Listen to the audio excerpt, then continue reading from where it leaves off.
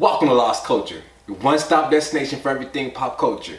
My name is Astøn and I'll be your host for today's episode of Lost Movie News. Now before we get started, make sure you like, comment, subscribe, share so your friends can see. And as always, make sure you stop by our site to pick up some of our Lost Culture merchandise. I'm wearing the pink lettered logo right now. So let's jump right into the show. So our first story of the day is World War Z. It's been canceled. It's not really been canceled. It's really just been postponed indefinitely. So Paramount no longer has it on its schedule for a release date, and that's not really surprising to me. It's not really surprising because we know the first one, it went through an enormous rewrite. Like, they were already done, then they had to come back for reshoots, and they basically reshot the whole movie. They had to edit a whole character out of the movie, and it's crazy to think about how much they had to do to get that film in shape just so they can get it out. So it's they lost a lot of money on that film. So it makes sense they were like, oh, they'll be worried about what's going on with this one. Now, moving on to our next story today, we got Kevin Feige. He's out, well, it's kind of old story. They're out there doing a press run for, actually from the set visit they were doing back for Guardians of the Galaxy 2, and we've seen a lot of different websites have a bunch of different stories going on. The biggest story of them all, though, is that Thanos is going to be our main character for Infinity Wars. A lot of people already knew he was going to be in the film. We just didn't know how big his role was going to be. So he's actually going to be the main character of Infinity Wars. He's not going to be present in Guardians of the Galaxy 2. So you've seen Guardians 1, you know Thanos is the father of Nebula, and he's basically Nebula and Gamora, and he's like what basically ties them together. We see he's actually pulling the strings in Guardians 1. So in Guardians 2, it will be more intimate with the characters, more of the relationship between Gamora and Nebula, and how that is going to develop. James Gunn came out and said it's not really about Thanos being their father. It's more just the fact that these two getting along, their growing pains of becoming sisters after everything they've been through. So that's cool to see. It's very cool to hear. I love to see how it actually turns out on film, how the film turns out. It'd be great to see that. But Kevin Feige basically questioned about all the about villains being a weak point for the Marvel Universe, and he basically said it is true. They do not focus on villains enough. They normally do focus on what's best for the story, which normally is what's best for the hero. So the heroes get the bulk, like the lion's share of minutes, everything that's going to go on, and the bad guys normally like second fiddle, and which is understandable because we know these superheroes is one where they're going to get a lot of their merchandise from. So it makes a lot of sense for him to say these things. But he said coming in the future, hopefully, he'll come in the near future. Hopefully, it's 50-50 towards per character, like not per character, but for bad guy and hero. And then maybe in the future they'll focus more on the villains. But we do know for Infinity Wars, the main guy is going to be Thanos. So that's cool information we got out of this, out of these interviews with Kevin Feige and James Wan.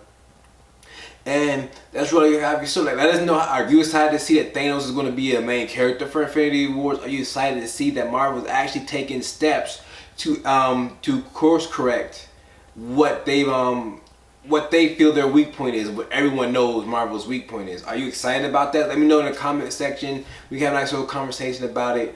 Our next thing is what's happening this week. Basically, one of the new movies of this week, we have Lego Batman. Now, this is one of those films I'm really excited for. All the trailers, all the TV spots always have me excited for this film. There's nothing really else I can say about it. Like, I can't wait for this to happen. We know, if you go and check on, like, at the time of this filming, we got Lego Batman sitting at 97%. And I feel like this is going to be a big movie this weekend. It's finally going to knock Split out of that #1 position. I feel like it has a great chance of doing that, especially with it being an animated movie and then being Batman on top of that. There's no way this movie is not going to be #1 this weekend. Like, there's no way it's not going to be #1. So going on from there, I think everybody should go out and see it. Take your kids out to see it. If you don't have kids, take your nephews out. or just go watch it by yourself. I'll probably go watch it by myself and take my daughter to it, so that's not really a big issue to me. But hey, you should do whatever you want to do to see this film. I think it's gonna be a great film. Be definitely worth the laughs. So you should check it out. Now, going on from there, our next story of the day, we have M. Night Shyamalan. He's coming out. I think he said he has he came out and said he's working on his next movie. He already has 11 pages done of it, and it's basically going to be a sequel to Split. That's not what he said. Basically, he said, I'm working on my next film. If you've seen Split, basically it's Easter egg, like it's going to be a Split sequel. Basically the trilogy to the whole this universe he has going on. And it's cool to see that. We've heard him already say he wanted to do the Unbreakable sequel, which Unbreakable and Split coincidentally is in the same universe. So him doing an Unbreakable sequel is also a Split sequel. So it's cool to see that. And I don't know how it's going to turn out. I don't know what kind of information, what kind of stuff he has written down. And that's really it for the story. There's not too much more to it. Like, I'm excited for it. I'm glad to see the resurgence of M. Night Shyamalan. It's only this, he really only had like, this film is what put him back on the map. And him sticking to like this universe, maybe it'll help him basically raise his stock up again inside the Hollywood. Because he was, when he first came out, he was a great producer, a great director. I remember calling him the next George Lucas. Maybe they had too much pressure on him. Maybe he had too much pressure on that. He's just bouncing back like, look, I'm just going to do me. Kind of like Jeremy Lin. Like when Jeremy Lin first came out and he went on that insanity little streak, nobody, like, once he got traded to other teams, he's like, oh, just too much pressure, especially when he played with the Lakers.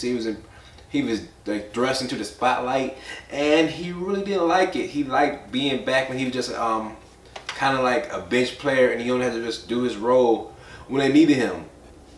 So I'm glad to see that M. Night Shyamalan is getting back on track and see what's going on. Now, our next segment, we got Trash or Cash. So we got Doctor Strange coming out on February 14th, a nice Valentine's gift for the geek in your life. I enjoyed this film. If you didn't see this in IMAX, I feel sorry for you because you missed a great spectacle. This is one of those films you wanted to see in the theater. It's coming out on Blu-ray on the 14th of February. So they're, as Marvel do, they're releasing some of the deleted scenes. This is a newer thing for them to start releasing deleted scenes and things of that nature, but they're doing it. We see the Kaecilius and the cult basically trying to reach Dormammu. Everyone manages to do it except for one guy, and we see that he basically gets cut in half. Now, with that being said, I did like this deleted scene, but at the same time, I understand why they cut it. It would have pushed the story along a little bit further. We would have seen how they connected to it, but we really didn't need it. Honestly, it didn't need it. Like, from the movie, we're not losing anything, so I can see why they cut this scene. Yes, it was a good scene. I love to see how they were just connecting to it. Even his line was like, hey, if we can't reach Dormammu, we'll just die of natural deaths. And then he hits him with, well, I was wrong. You aren't going to die of natural death. And it was cool to see that. Like, I actually love that line. I love that scene. And I think it would have been great to see in the movie, but we didn't need it. It really didn't need it. The movie was still a great movie without it. So, hey, at the end of the day, they made the right choice when they cut this scene. Now, moving on to our next topic. So, I'm actually going to buy. I'm going to buy it, not being in the movie. So, moving on from there, we got the Tomb Raider. So, we got some new set photos of Alicia Vikander, like on set filming. And what can I say? She definitely embodied this new version of Lara Croft. Cause when you see someone did it on Twitter, they put a side-by-side picture of Lara Croft from the video game and this Alicia Vikander design, and it was like dead on. We see her with the white beater, we see her with the jeans. She even had like the bandages on her arm and in her leg. It was a perfect, like, it was a dead on. They did great character design for this film. Like, I'm not really excited to see this film, honestly. I'm not, but I probably will go check it out just for the fact that it is it is what it is. But beyond that, like, I have to admit, they did a really good job with casting and this character design. They just did a good job. There's no way to get around that. These guys did a great job. We see her like hanging from an airplane wing. We see her on top of the airplane wing. What else do we see her doing? It's like 4 pictures, but they were great pictures. It's not really too much to say. Like, she does look great as Lara Croft. Hopefully everything turns out well for this movie. I hate to see it not do well, but I'll just go check it out just for the fact that it's going to check it out. Now, our second Lego story today, we got some set pictures, but we have pictures from Lego Ninjago, I think it's called, how you pronounce it. And we get the mage, we get the bad guy. Jackie Chan is going to be voicing the mage character, and it's cool. I think Michael Peña is voicing someone. I think the robot in the film. These pictures really don't do anything for me, so I'd have to like trash these. They really don't do anything for me. I think because it's not a brand that I'm familiar with, that I'm not really excited about it. I'm gonna check it out just because the last two Lego movies are really well. I'm gonna say last two. I'm including Batman.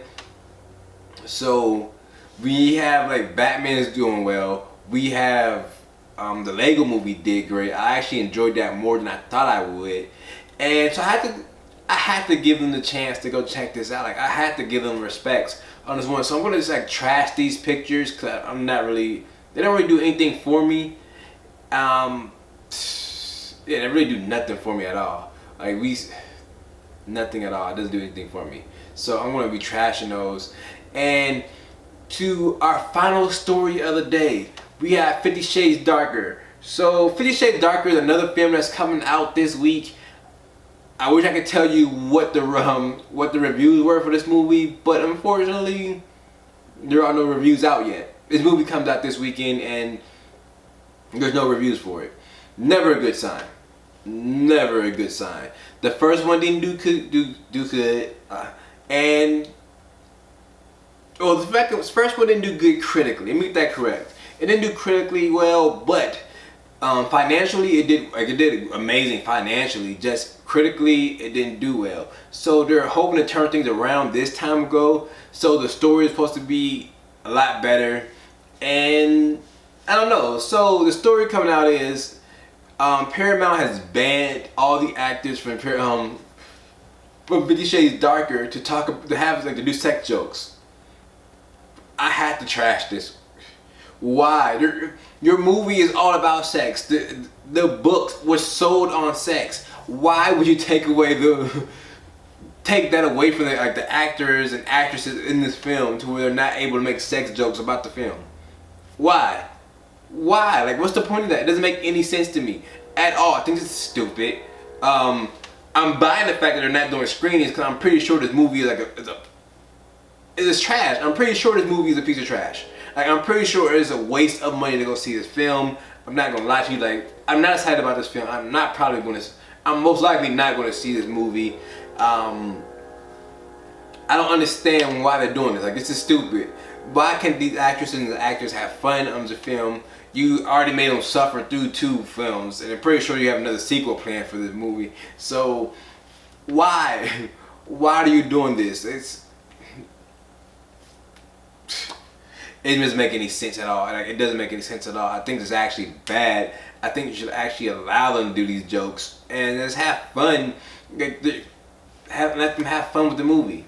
With that being said, that's really all we have for this episode. Thank you guys for tuning in. Make sure you like, comment, subscribe, share it to all your friends can see. Make sure you stop by our merch site so you can pick up one of our shirts if you enjoy them. We have like 5 different designs up. And as always, thank you guys for tuning in. So stay lost.